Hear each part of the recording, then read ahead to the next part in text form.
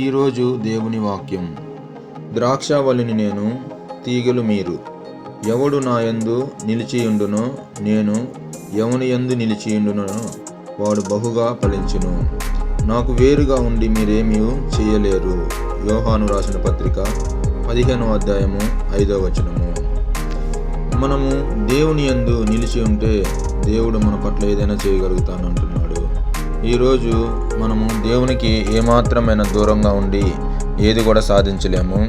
ఈ రోజు నుంచైనా దేవుని పాదాలు పట్టుకొని దేవుని పట్టుకుంటే మనకు దీవెనలు కుమ్మరిస్తాడు. అలాగే దేవుడు మనకు తోడుగా ఉంటాడు. ఏ భయము భీతి లేకుండా ప్రశాంతంగా మనం జీవించగలుగుతాము.